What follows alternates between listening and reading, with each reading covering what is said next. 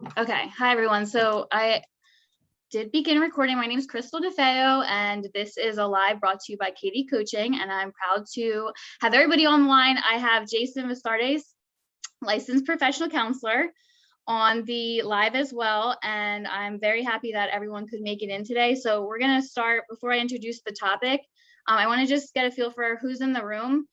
And if you could just share your name and where you're from and maybe what brought you here or what you hope to gain out of tonight, that'd be awesome. And yeah, we'll start. So I'm gonna touch on Brian since he's first in my little lineup, and we'll just go around the room if that's okay. Yo, what's up? Hello. Hey, so I'm introducing myself, right? Yeah, real quick. All right, yeah, I'm Brian. I'm Brian Kelly DeFeo. Yeah, I'm Kristal's brother. Chris, what else? What else? Where are you from, and maybe what All brought you in? Well, I'm from the internet. No, I'm just kidding. I'm from Philly. What brought me in was I love talking about just mental health, mental awareness. Think that you're never too bright to learn another mental attribute. I believe anxiety comes consistently and never fully goes away. And for me, I just love knowing every single way to combat it, whether it's just anxiety or other stuff. Whenever, mental problems never really go away, whether it's small or big. We just become a lot better at managing them. So for me, if I could add more tools to my arsenal, I would love to do so. So yes. Okay. Wonderful. Mina? Sorry, I'm in. Let me get the camera back on. Sorry, I look a little crazy right now.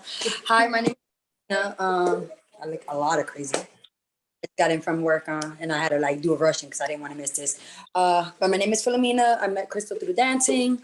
And I'm on here I love what Kristal's doing. I'm a big supporter of her and just looking forward to hearing experience because I myself am I did this before plenty of times, and then I learned balance. So I'm looking forward to hearing other people's experience. Do you want to tell everyone what you do for a living? Because I love it. So I am a fire service EMT. So I work for the Philadelphia Fire Department and Awesome. the ambulance, because a lot of people get us confused between the firefighters and EMS. So I work EMS. So we pretty much run all of the 911 emergency calls. It's always me and a partner, me and a medic, me and another EMT, but that's pretty much what we do. But we work for the fire department, and I do run out of a fire station, Second New York to be exact. And then, yeah. Awesome, thank you. Gary, welcome. Good evening, everybody. Hey, Kristal, how you doing? I'm a therapist, clinical supervisor, adjunct professor, a whole bunch of things, I suppose, right? I have my own private practice, Surviving Today LLC, where we work on a lot of, work with people that have a lot of different issues, anxiety, trauma, depression, also working with men issues. Me and Kristal used to work together, so we've stayed in contact, and her telling me about this and the topic itself, I wanted to come out, I wanted to be supportive. I think it's a great topic. We really have to learn how to love ourselves, and sometimes we really just don't know how to. So glad to be here, Kristal. Thank you for letting me know the information. Yes, and if you don't forget later to put your contact information in here, if do that. That's okay. Mm-hmm. All right. I'll do that. Thank you.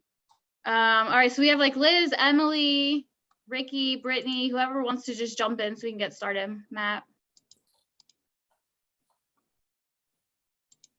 You're gonna have to call on them. Yeah, I know. Liz, real quick, what's your name and where are you from?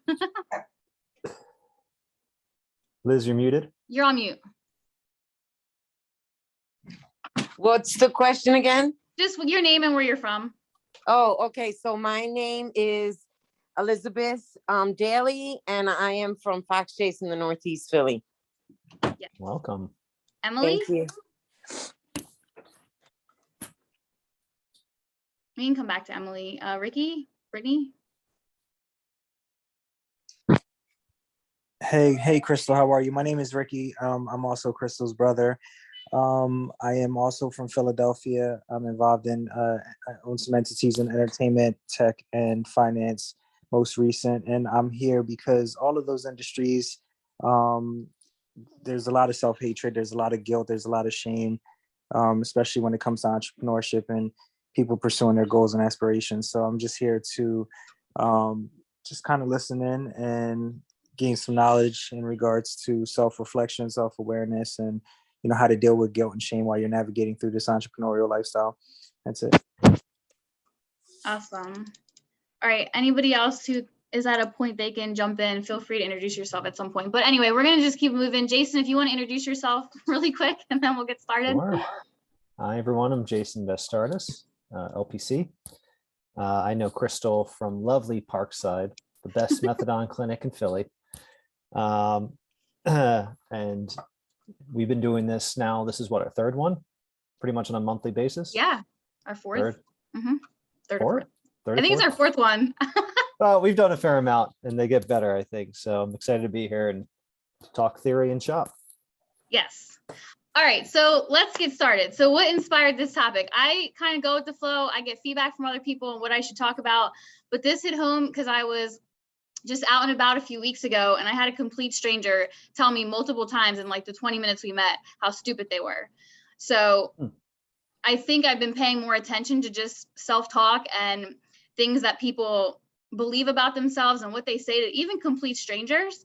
And I was like, you know what? I think that I can relate to that, right? We might not be in a position now where we're experiencing self-hate in this moment, but we have seasons in our life where it can come up, creep up, and just being very mindful of our self-talk and how we can just learn to love ourselves a little bit better, because it starts with us, right? So before I ask Jason some questions, I'm going to ask the crowd some questions as well. If you can, engage in the chat, don't be shy, ask questions. But first I wanted to start it off with some signs of self-hate, right? So just so we're aware of what that might feel like and look like. And I'm also going to drop them in the chat really quickly. And if you can relate to any of these at any point, or even know somebody who, that kind of can relate as well, we'll just know how to navigate it better, even how to support each other, if that makes sense. So I just put it in the chat, and I'm going to go through it and just be very cognizant of what might relate to you, what doesn't. But the first one is being really critical about yourself. It doesn't have to be every day, but if you're really hard on yourself, it's number one. 2 is feelings of worthlessness. I'm not worthy. Hopelessness, feelings of hopelessness. We just run out of hope. Or self-loathing, which you probably know a lot of people who do that currently. Feelings of being unlovable. I'm never going to be loved. I'm not loved. No one loves me. Things like that. Feeling like you're constantly making mistakes or that you are a mistake.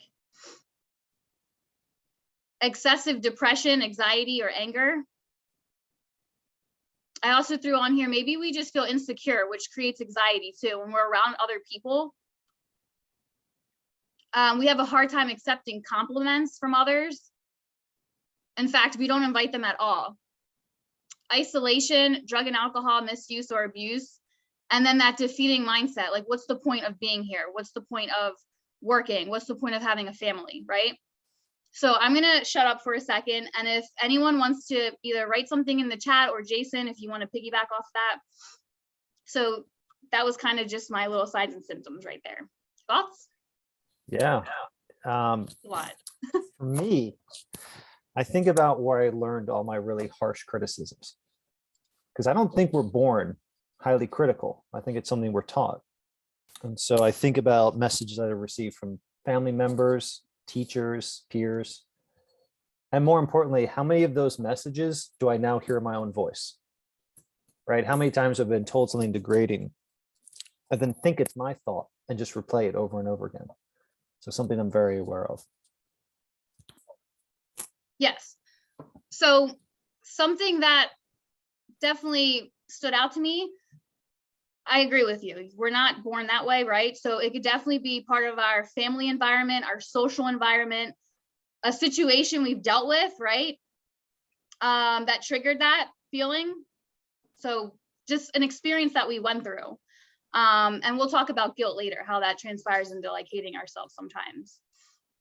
But also just a sense of like, I shouldn't be here, right? And I don't know where exactly that comes from. We have learned again, to adapt to what we hear, whether it's good or bad, and it makes it hard for us to accept the goodness. Okay. Gary, you want to share more about that thought? I feel like there's something good there. Yeah, go ahead. Yeah, sure. It's just, oh, can you guys hear me? I'm sorry. I can hear you. Okay, great. No, I think what happens is that, you know, society conditions us to act a certain way, to be a certain way, to respond a certain way. So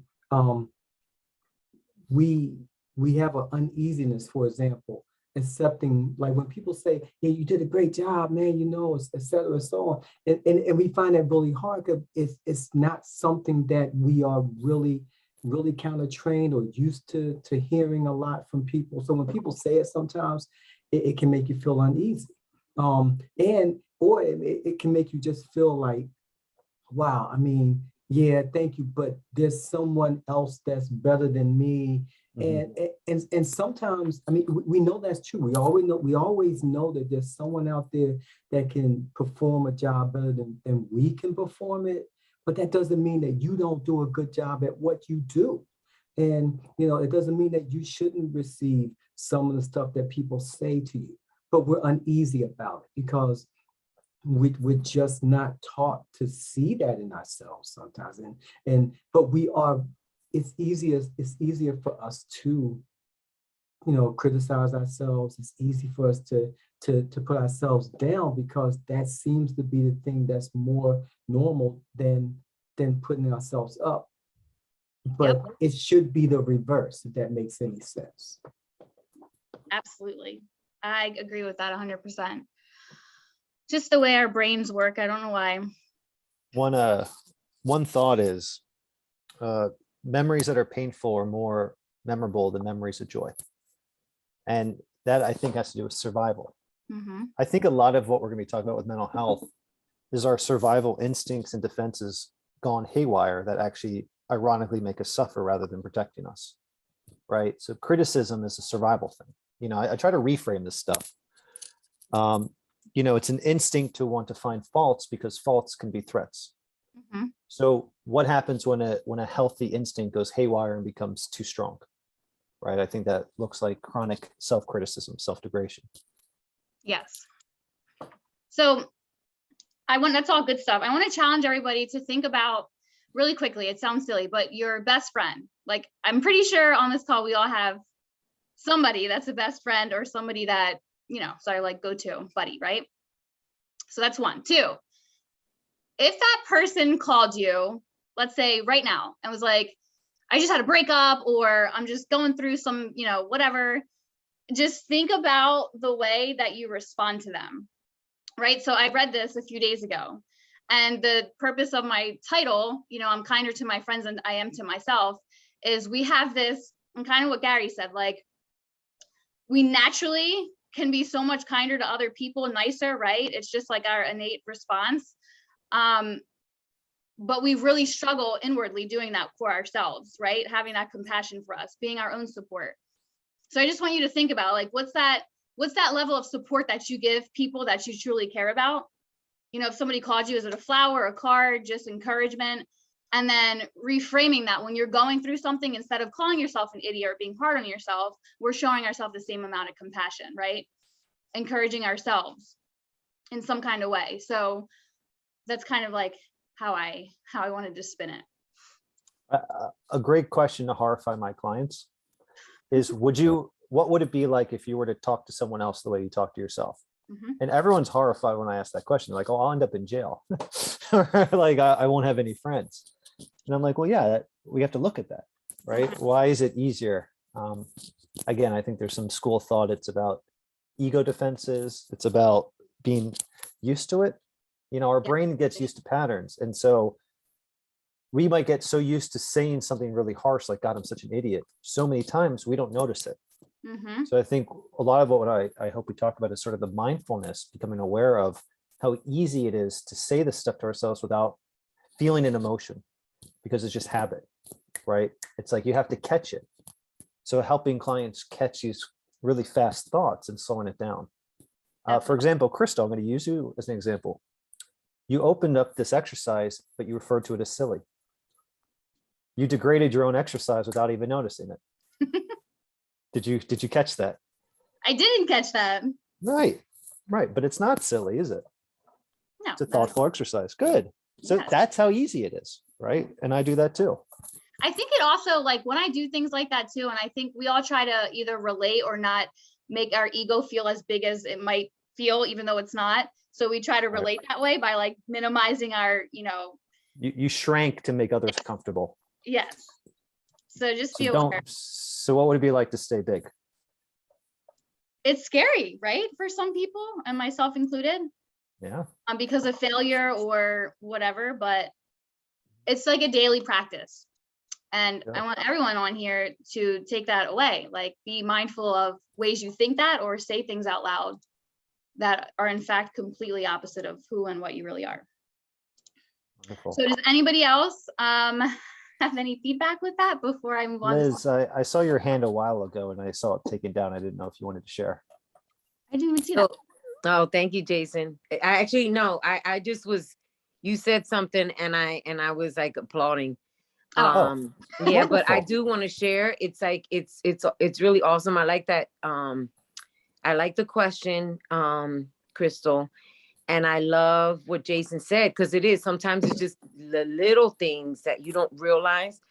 And I shared this with Kristal more recently, where I was watching an interview with Brene Brown interviewing Oprah. Mhm. And I forget what the question was, but it was basically like, what's the thing that Oprah still struggles with? I think it was something like that. And it was funny because even Oprah says, the funny thing is I still hear, who do you think you are, in Mhm. her ear? Like, and she's like, because, most of her life, most people are like, what? You're a Black woman. Like, you're this, you're that, And so Oprah in her 60s, and she, she could retire, like literally, and live in like in a deserted island. And she did a lot. Mhm. But yet even she still Mhm. hears that voice, that inner voice saying like, who do you think you are? So I agree. I really agree with that, where sometimes, we dumb ourselves, right? For lack of a better word, because the world will tell you, but what? Like, who do you think you really are? I remember going to a wedding more recently, and I heard, God, like clearly, right? My heart just really felt that God said to me, because the crowd was really like, they were really casual. It was like the rehearsal dinner the night before, and everyone was really casual. The bride looked really nice, and I was pretty decked out because I like to look nice. But I realized that I almost was like, oh wait, I think I dressed up too much. Mm. And my inner voice Cannot was outshine the like, bride. You cannot outshine the bride. Yeah, right. And that wasn't what I was doing, right? It was just, and so I really heard that inner voice say to me, like, and I wrote it down, but it was basically like, don't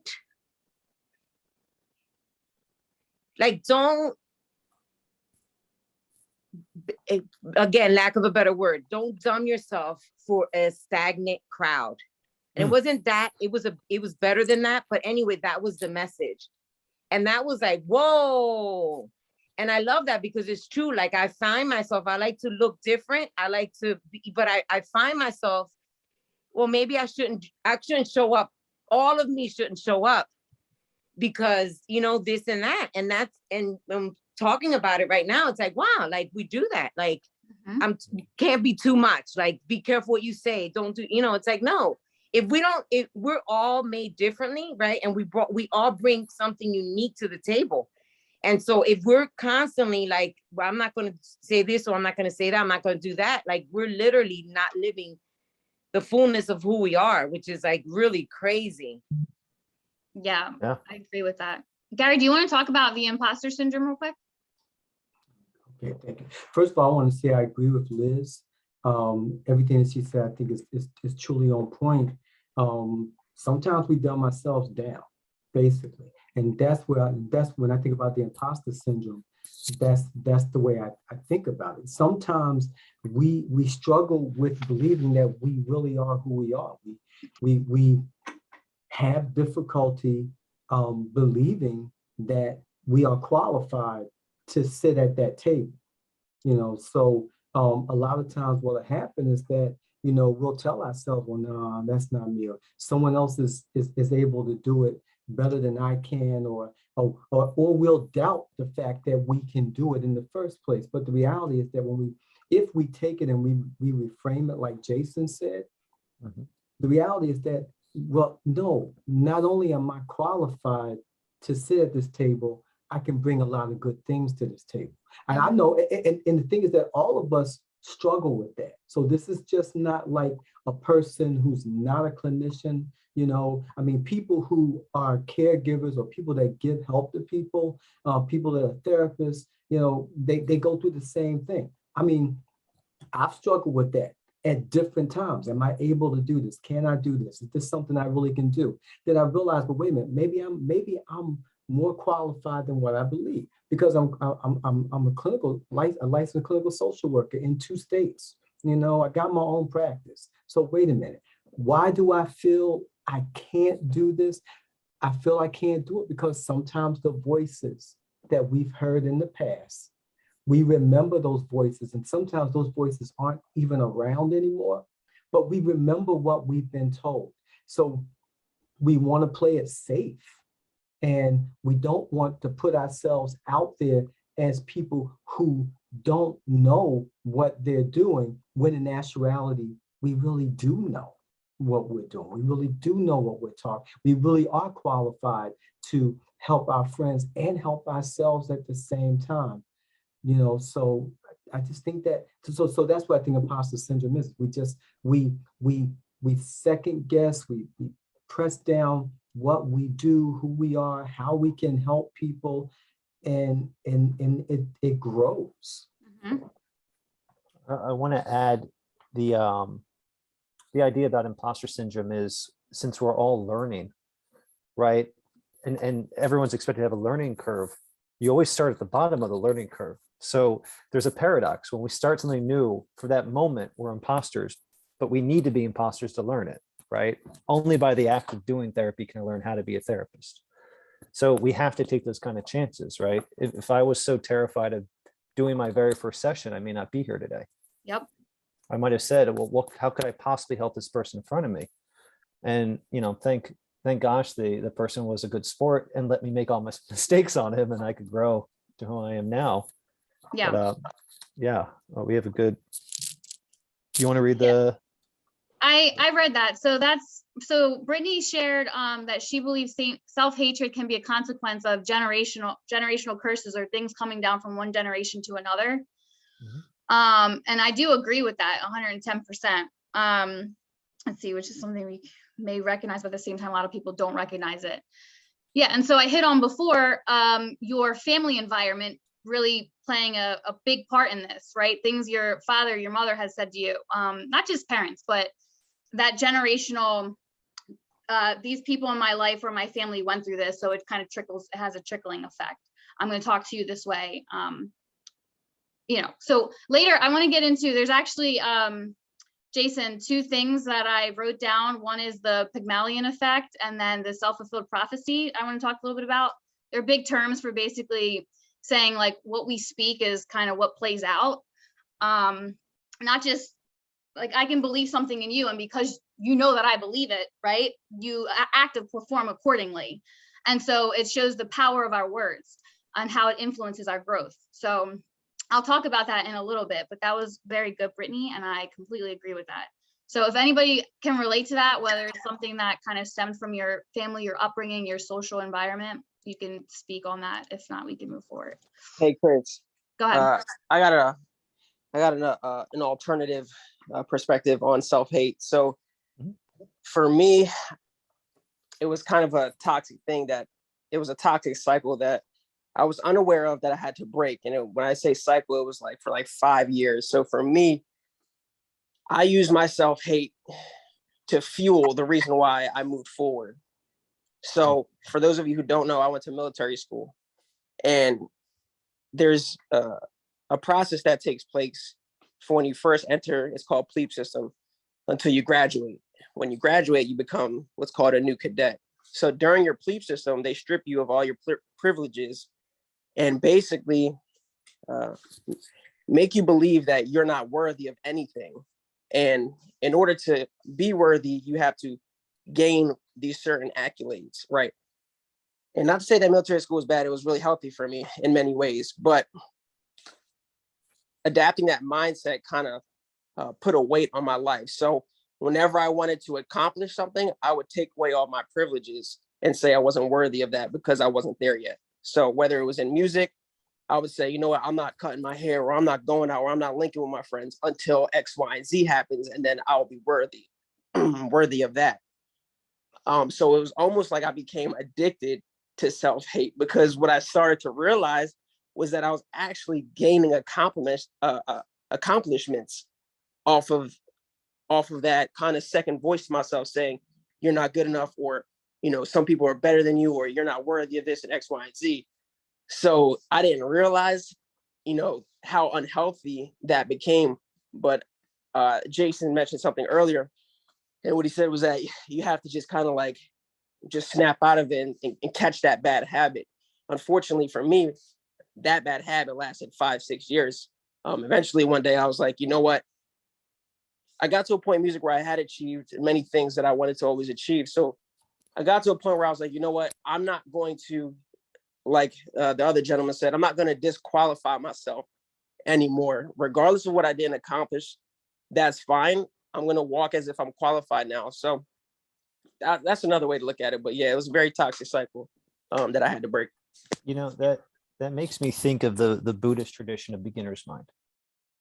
And the idea with beginner's mind is to walk into a situation as though you've never experienced it before, to gain humility and to address ego. It sounds like your military training, you know, regardless of the strategies they used, it seems like the overarching goal was humility and removing ego from the equation, so you could enter into, you know, a state of beginner's mind. You know, as a clinician, some of the language I think the military agents used, I question, right? But I'm a therapist. I'm not trying to train people to fight in combat, so we have different goals.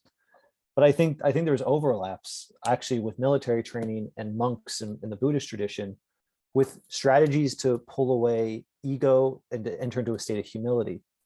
And humility is not the same as self-hatred. Humility, you can equally assess strengths and weaknesses when you're humble. I'm not quite sure with the approach if you could do both. I wonder if you could only do the negative. But I am glad to hear that right now it sounds like you're on a path to find a good balance there.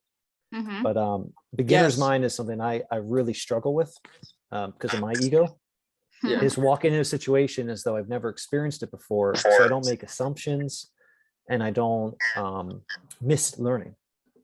Right? Does that make sense? Yeah, and for the military school thing, you're absolutely right. What they were trying to teach was humility. And me being young, and this is the downside of it, you know, the good side, as we just said, you know, they're trying to teach that, you know, the beginner state of mind, that humility, yes, there you go, thank you. But as a kid, when you're not really aware of what's necessarily happening, you can use that almost to your disadvantage, because you're not able to obtain that level of knowledge and information. So what they're trying to teach you as help me again? Humility. When they're trying to teach you humility, you're taking it as like, oh no, I'm just not worthy. So, and that's the downside of going to a military school when you're young. There's a lot of very mature aspects and ways that they're teaching you that can maybe too big for you in that moment. Especially as, you know, as a young kid. So the place they were trying to come from was absolutely, you know, very pure. But I believe the downside of that was I may have been too young to receive that type of information, and I didn't apply it necessarily correctly. So that was my mistake, learning, moving forward and now learning that. Brian, you made me think of the idea, like, tough love, because I feel like we all have we have related to that or have used it. And it made me think of that, like break you down to build you up kind of mentality, which could be in the addiction field. It's so common in the addiction field, right? Or Yeah, the old school addiction work. Yeah. Like, I'm going to show you tough love, and that really is supposed to, I don't care how it affects you. I just know like what the result's going to be, when in reality it could be damaging. So Thanks. Yes. I think that now that we, have conversations like this as adults, looking back, that the more self-aware that we are, we can only walk in that moving forward, if that makes sense. But thank you for sharing that. Anybody else? Go ahead. I was going to say, I think self-fulfilling prophecy is such an important thing you'd reference. Yeah. So I wanted to share, can I share 2 quick things? This is your presentation. You share what you want to share. We're here for the ride. Yeah, then I'll ask a question to the audience. So I read 2 quick things. One was a study done with plants. And I know that, again, I will say sounds, okay, it sounds smart. It sounds really smart. So it's plants, and it was done in 2018. They had 3 plants. Obviously, with a lot of research, you have a control group, and then, I forget, Jason, help me out here. Control. Your control and the yeah. So anyway, the plant, there was call it a plant untouched or unfazed. Then we have a plant that got exposed to the "I Have a Dream" speech by MLK for 15 days straight, all day long. The speech was playing, right, as this plant, was trying to grow. The other plant had Hitler playing with some speech that he did, all hatred. So they did this, there's 5 seeds in each of the 3 vases. And the picture that I'm about to show you, it clearly reveals that there is power in words, even in that form of life, let alone like the impact that we could have as people, which is incredible. And the science behind that has to do with water. Right, there was actual like research done with the molecules in water and how sound vibrations move the water versus not moving the water, I guess you could say. And that all facilitates growth in a plant, right? Like they live off of water. So this is my picture. I'm going to try and share my screen really quick. After the 15 days of the negative words and positive words, can you guys see my screen? Yeah. Awesome. So the Hitler group was almost 6 inches shorter than the control and the MLK speech group. Wow. So it looks like not a huge difference, but when I look at that, like, and we relate that to ourselves, just being kind, saying kind things, inwardly and to other people, that it does have an impact, right? Have you ever noticed after you've had a big meal and you're angry or upset, you get GI distress? You don't digest your food as well. Yeah. I kind of think in those terms. My mood affects literally the metabolism of my body, my GI system, adrenaline release, right? So when I'm really angry and full of spite or self-degradation, man, my gut just acts up. And boy, is that a moment of humility. You can't escape that. Jason, I think there's a few of us in here that have the same problem. That's right. That's right. Very relatable. Yeah. And my last point I just wanted to make quickly was the research done in a classroom where you have 2, and you've heard of this probably before, you have 2 sets of people, and there's the group where families have told them you're smart, your IQ's very high, you're gonna make it, you're a success, and then the group where we're told you're stupid, you're never gonna be anything in life. And research has literally proven that the people that were told that they would do better, in fact, scored higher on these tests, right? Because the words contributed to their anxiety and just performance overall. So I just wanted to share that with you guys, because the power of our words and our belief system that we create for ourselves, and then how that relates to how we treat other people as well. And all of it goes back to the self-love, right? So I just wanted to share that really quick. And there is research out there. So which Yeah. is a lot like the self-fulfilling prophecy. You know, I'm Yeah. trying to think of all the ways I've engaged positively or negatively with a self-fulfilling prophecy. I think the best is using tonight. Yes. How much energy, what is the energy I brought into tonight's presentation, right? What was my self-talk coming into this? What did I want it to be? What were my anxieties about what it could be? I even texted Kristal to kind of air out my anxiety beforehand. And she, of course, gave me lots of praise. And that helped shift my perspective. So I would come in believing and wanting this to be a successful meeting rather than fearful of what could go wrong. Because if I came in without a fear, I probably might stumble my words, Yep. forget things, you know, interrupt our lovely guests, dominate, all that good stuff. Yeah, so I hope you guys got some, I hope you received some feedback in terms of how we can deal with it and start shifting our perspective with all of that. But the second piece, just for time's sake, that all of this, I wanted to hit on with all of this was guilt. And I think that this is something that people don't talk about a lot.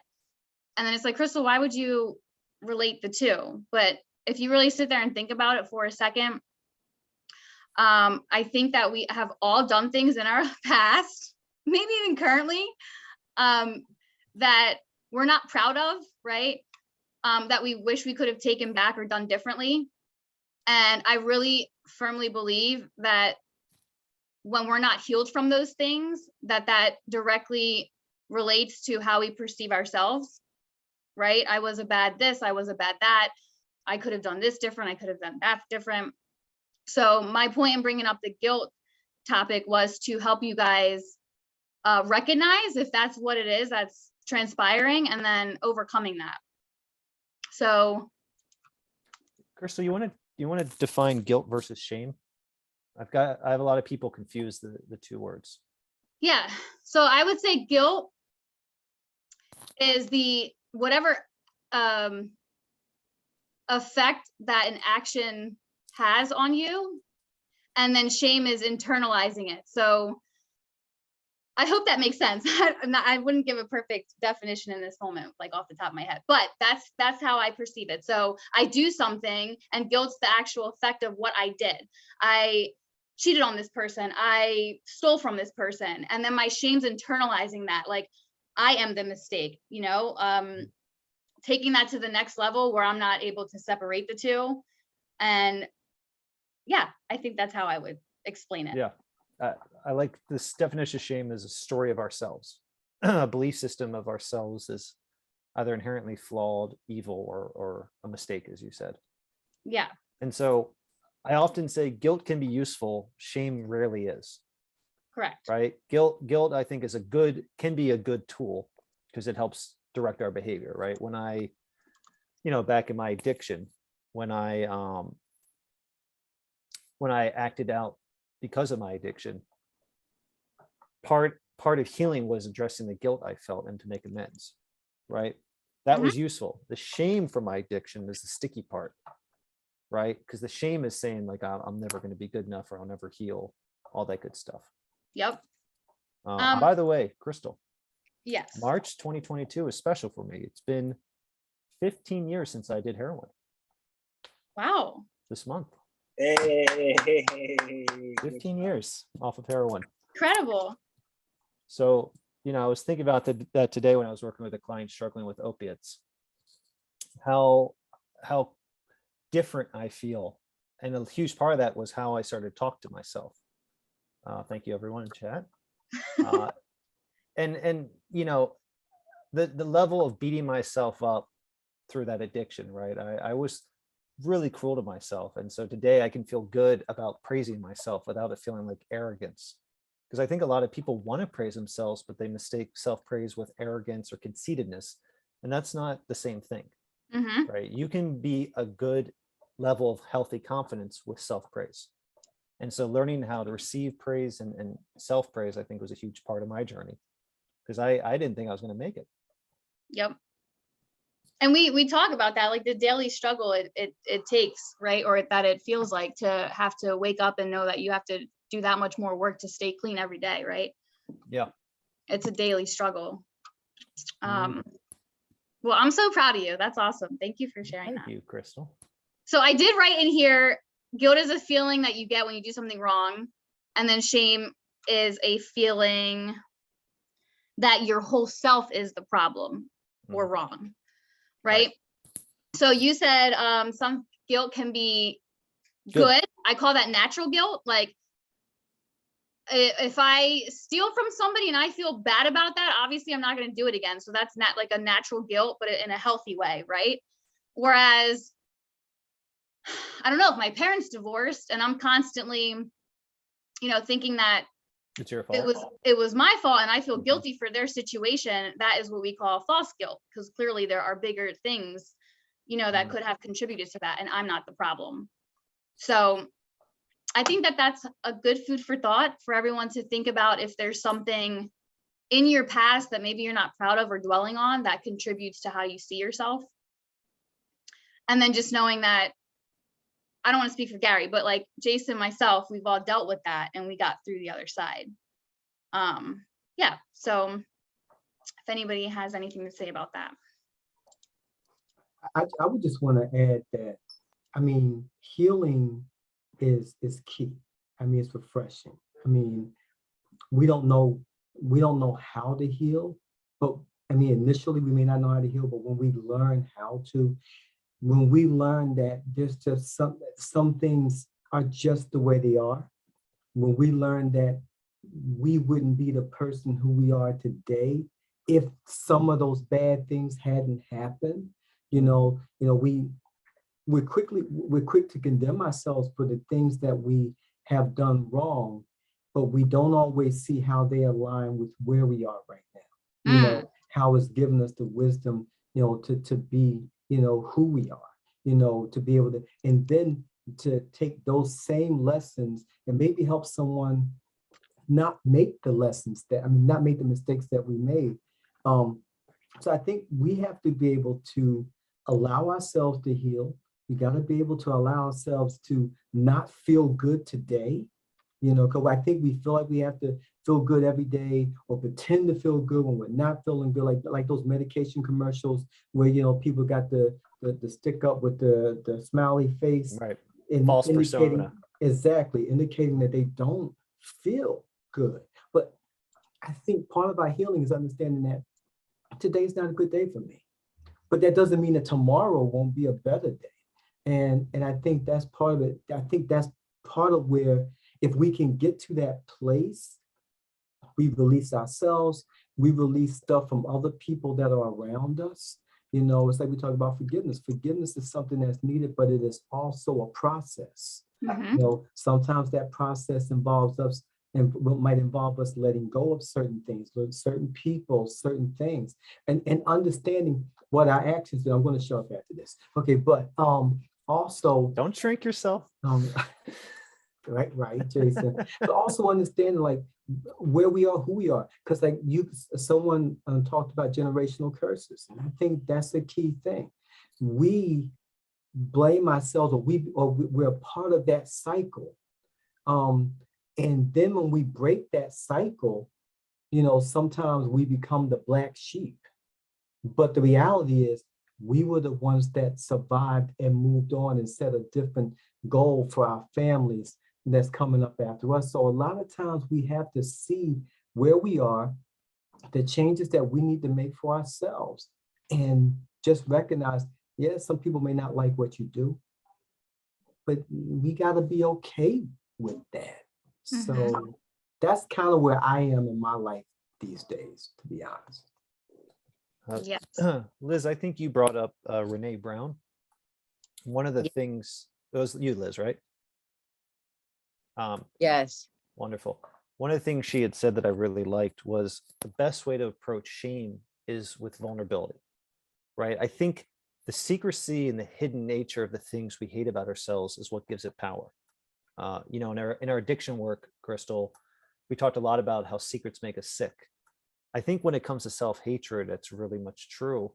We have to bring it into the light. We have to be vulnerable and honest about the thoughts we have, because they have the most power when we keep them to ourselves, right? So when you find people you can trust, who you feel safe with, to share some of the things you think about yourself, that is a really powerful way to heal, right? Vulnerability is probably the simplest way, not easy, but simple way to heal with shame, to heal with self-hatred. Let the light kind of expose it and let the light kind of air it out. Yeah, definitely agree with that. I don't know if anyone in here has not seen that TED Talk before, but I could put it in the chat because it's a game Great. changer. Yeah, I'll put Yeah. it in the chat. YouTube. Power of vulnerability. Power of vulnerability. Okay, so as like I said, it is late and we don't want to go too far over. So if anybody else has any feedback from tonight or anything to share, please now would be the time to do that. Yeah, I wanted to share. I want to give a little shout out to my Kristal. So this year I decided that I was really gonna like give up some things. Like there was just some things that I was dealing with, like as far as like sleeping too much. I let depression take over my life.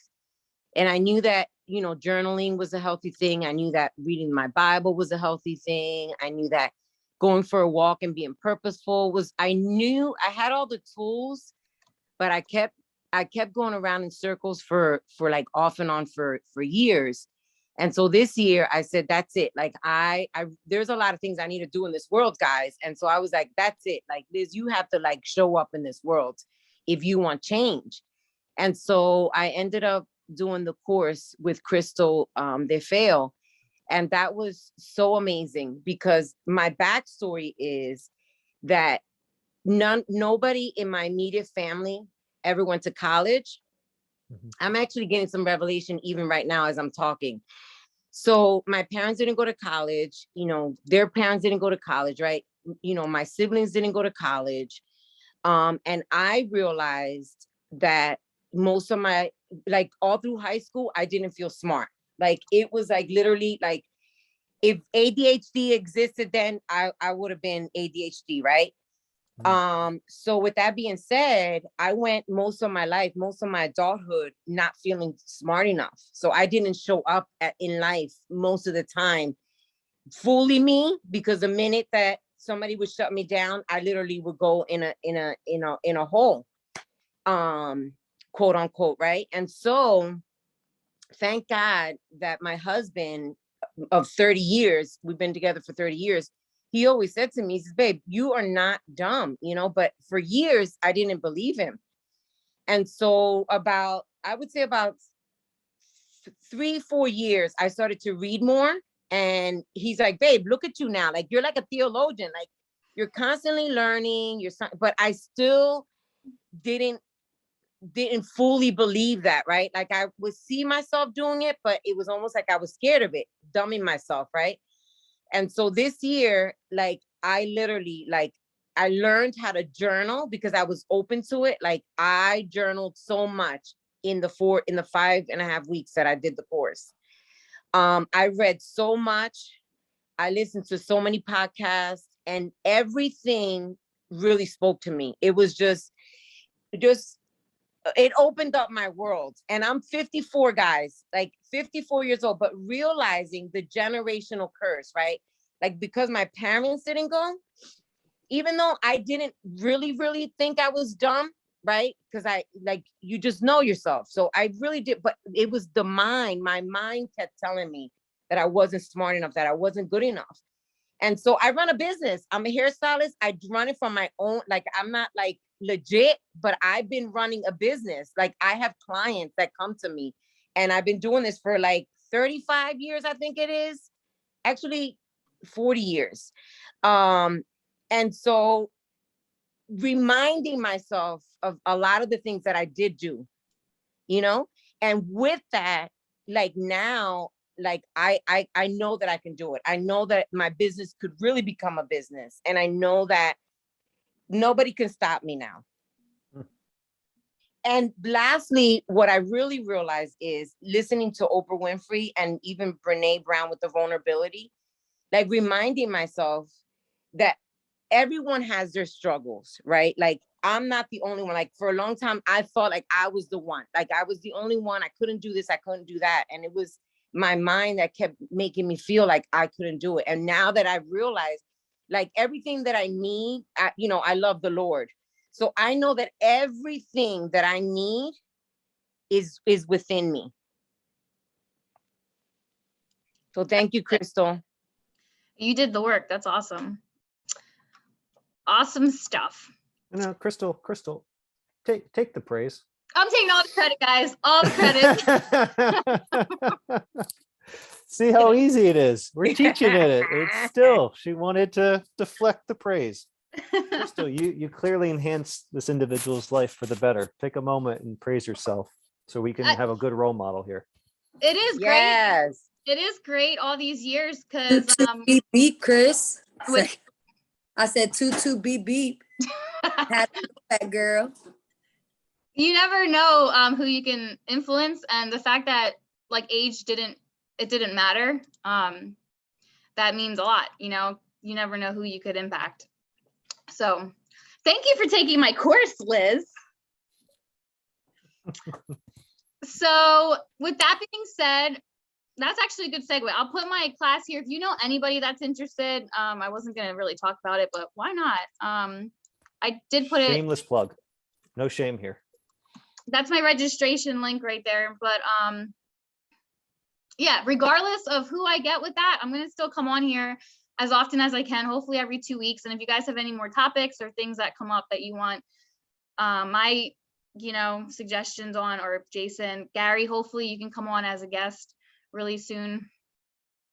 But yeah, I love doing this because you don't necessarily have to pay all this money to just have a group of people come together and relate to much needed stuff. So it means a lot to me for you guys to take your time out of your day to do this. So with that being said, I'm gonna end the recording. If you want any of the stuff that we put in the chat, now would be the time to do it before I close out. But I hope you guys all have a great rest of the week, and find me on Facebook and Instagram. Jason, do you have any final remarks? No, I'm always grateful to do this. I know beforehand I get really anxious and jittery.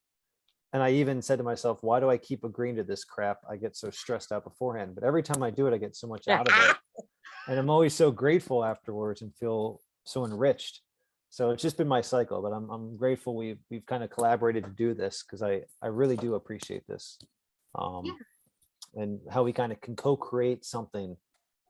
Do we kind of plan it? Sure, but we also kind of create it together in the moment, and that's really awesome. So I really want to thank everyone who shared and who was honest about their struggles, right? Because you never know when you share about your struggle, you never know who else you're letting know that they're not alone with their struggle. Because one thing I know with a lot of my clients is this idea of terminal uniqueness, the misbelief that we're the only ones suffering from a particular thing.